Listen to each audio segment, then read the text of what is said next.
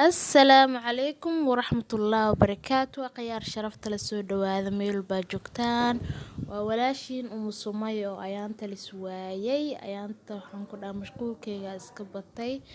asxaabteeda soo dhawaada meel baa joogtaan Umu Sumayo maanta waxay idin sidaa oodkac yar ayaan kasoo tuurayaa insha Allah oodkaci waa kaasaa waxaa waa geel biyo inuu leeyahay ognaha soo maaha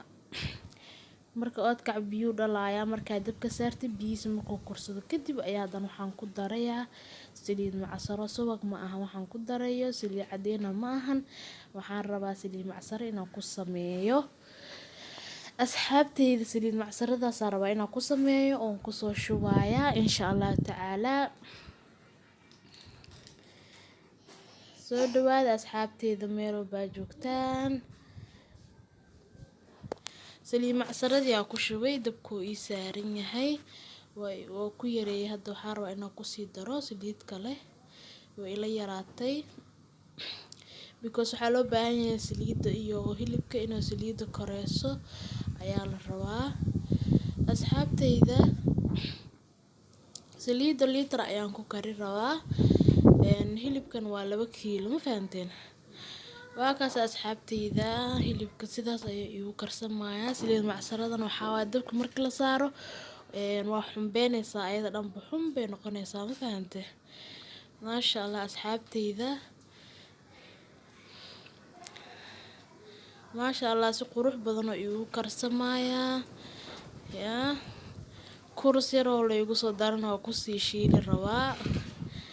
maasha Allah caraf oo asna ka dhigaya kurska ma fahanteen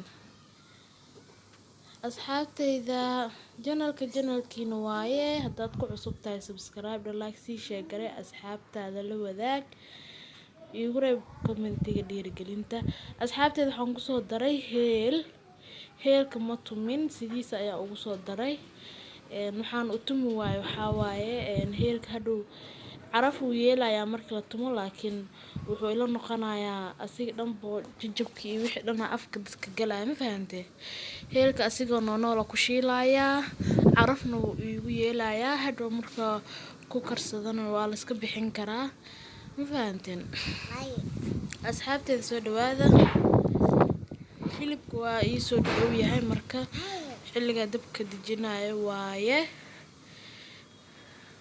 sidaas ayuu u xumbeynaysaa saliid macsarada caadi ma aha inaba caadi ma aha saliid macsarada aad ayay u xumbeynaysaa asxaabteyda ka raali noqda xanfarsaa idaa jirto ama dabeel sidaa u taqaanid hilibkeeni sidaas ayuu biseel noogu noqday haddana dabka ka dejinaya insha Allah maasha Allah gaduud oo noqday yaa soo dhawaada asxaabteyda oodkacan qof oo waxaa loo sameynaa cusbo kuma darin sida arkayseen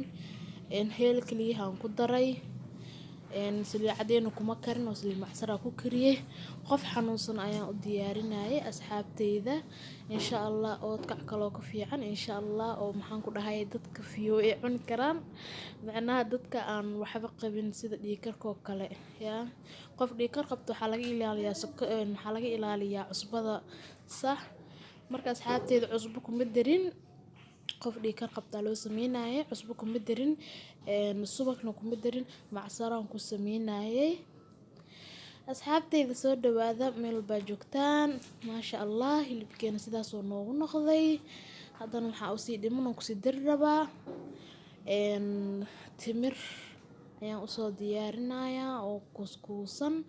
oo maasha Allah aan soo habeeyay ayaan rabaa inaan ku sii hagaajiyo ku sii sameeyo ma fahanteen soo dhawaada asxaabteyda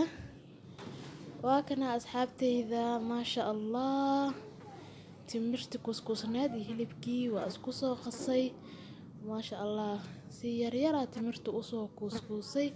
hilibkii ku soo dhax qasay ayadoo oo baaqul ku jirtana waatan timirti maasha Allah